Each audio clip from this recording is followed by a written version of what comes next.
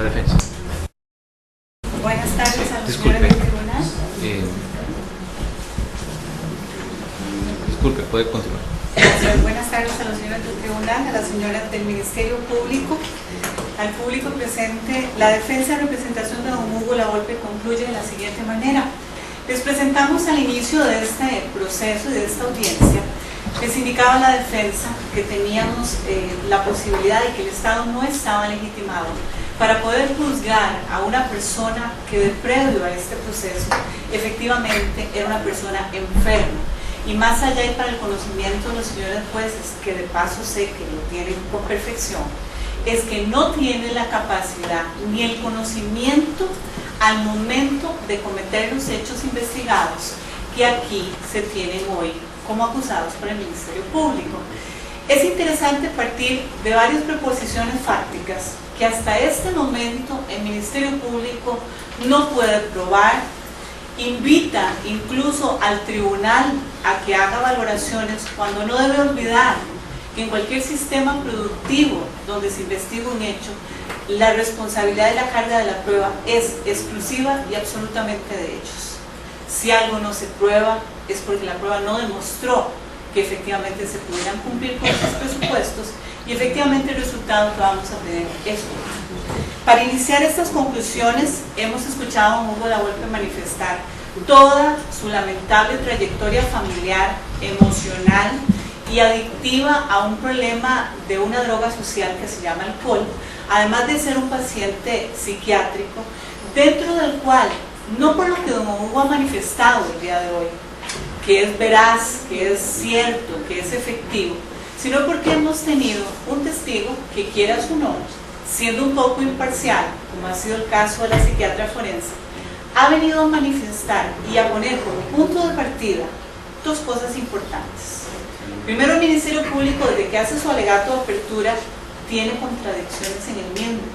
Por un lado, manifiesta y acredita que vamos a juzgar a un imputado que efectivamente estaba ebrio, pero que a pesar de que estaba ebrio, a pesar de que trae un perito psiquiatra, como es la doctora Peraza, que prueba aquí que tiene un imputado con una disfunción orgánica cerebral, que declara y que le toma una deposición en su valoración horas después, a pesar de que está ebrio, a pesar de que reconoce que tiene una disfunción orgánica cerebral, para el Ministerio Público es increíble pensar que siga hoy sosteniendo que esa persona con esas características, paciente psiquiátrico, ebrio, con azúcar en sangre, con alcohol en ese momento al grado de los hechos, efectivamente tenga la capacidad cognitiva y volitiva de los actos.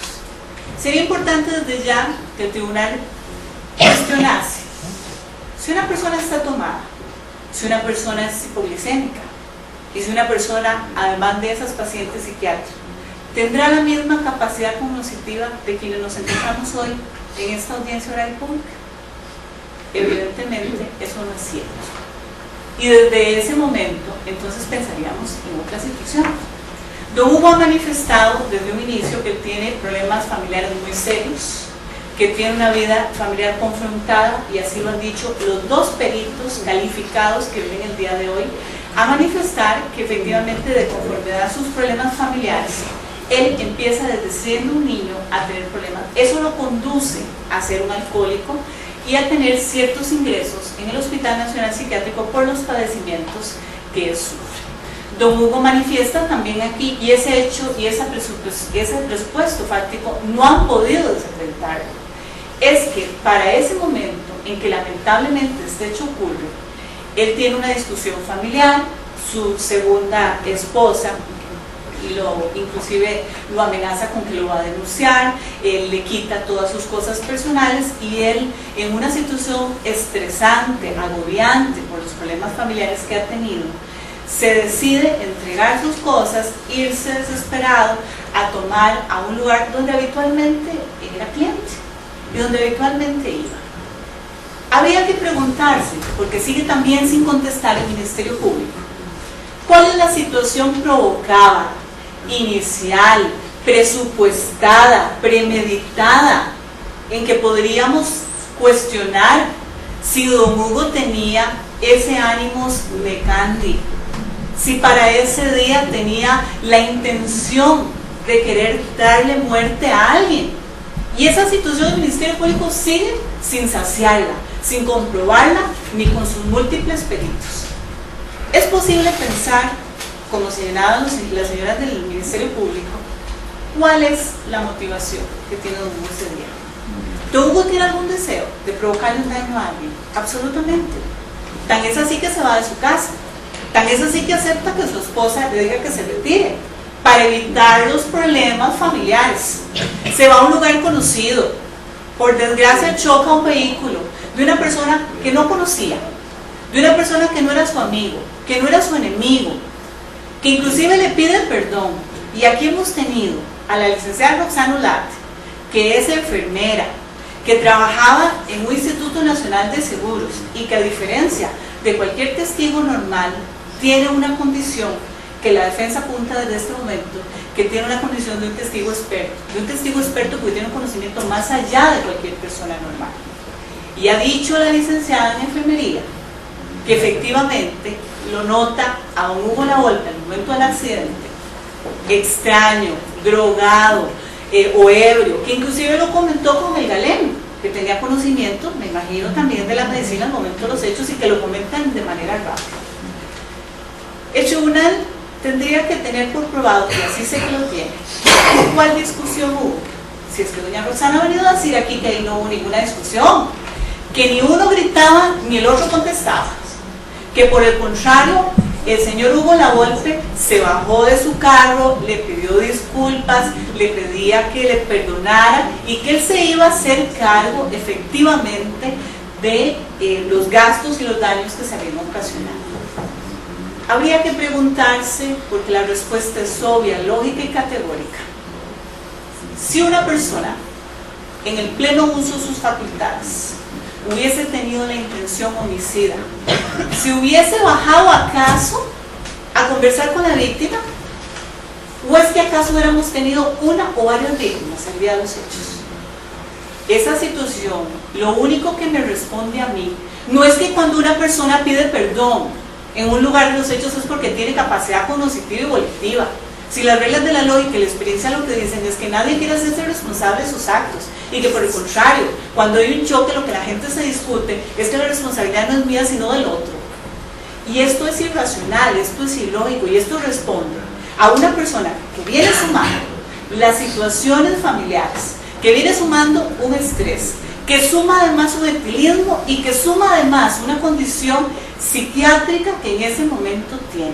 Condición psiquiátrica que es importante recordar que, a pesar de haber recibido a la testigo del Ministerio Público, como es la doctora Peraza, ella ha manifestado tres cosas importantes, de las cuales por supuesto siguen también sin refutarse. La primera de ellas, tenemos un actuar sin pensar del imputado, y fue cuando la doctora Peraza señalaba aquí que ella descubre, a pesar de que, al igual que la doctora Cabezas, también analizan al imputado y lo valoran posterior al hecho, horas después, así como lo hiciera una de las preguntas, una de las señoras cojueces, es que efectivamente ella describe que el imputado tiene actuaciones sin pensar, y para que recordemos lo que ella decía acting out, tiene ingesta alcohólica, y que además de eso, si se le sumaba el problema de glicemia, efectivamente, o de azúcar, el imputado podía tener menos control de sus impulsos. Volveríamos entonces a sumar y a rescatar.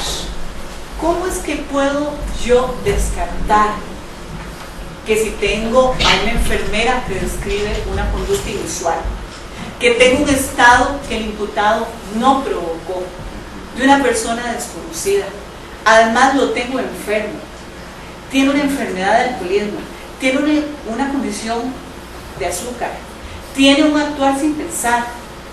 ¿Cómo es que puedo yo determinar que el día en que suceden los hechos, este señor se encuentra en pleno uso de facultades? Si es que el mismo Ministerio Público reconoció en el auto de apertura que efectivamente esas condiciones estaban presentes al momento de los hechos. Lo que no ha podido demostrar, lo que hemos quedado sedientos y gustosos todos de escuchar, ¿cuáles son esos elementos de la intención homicida que debían probar? Por el contrario, la defensa no descarta e incluso agrega y aúna en este proceso una doctora al igual, con las mismas características y capacidades de la doctora Peraza, que efectivamente también reconoce, y no es que llegue a conclusiones dispersas ni distintas, de que el imputado no provoca la escena, no provoca la situación y que tiene los mismos padecimientos que ha señalado la perito del Ministerio Público. Así las cosas, la defensa estima pertinente, de conformidad a estas condiciones, que el imputado, si actuó en estos lamentables hechos, actúa con una inimputabilidad disminuida, en el sentido de que no tiene la capacidad total y comprensiva de sus actos. Y lo más importante de todo, que no se sitúa, no provoca estas condiciones para que los hechos sucedan. Lamentablemente, el destino no lo acompañó y la suerte mucho menos. De lo único que es acreedor don Hugo Lavolpe, además del sufrimiento que personalmente ha vivido con estos hechos, es de una medida de conformidad al 98, una medida curativa, temporal, para que pueda acreditarse en el sentido de que alguna vez se reintegre total y completamente a la sociedad, ojalá como una persona absolutamente sana. Es todo. Muchas gracias. Bien, don Hugo, luego lo que usted ha oído y ha escuchado, ¿desea agregar algo que no haya dicho con anterioridad? ¿Siempre amparado con el derecho constitucional de abstención?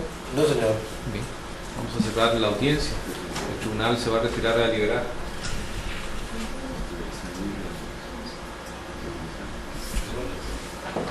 Bien, aproximadamente dentro de unos 20 minutos el tribunal nuevamente se constituirá para dictar la parte dispositiva de hoy.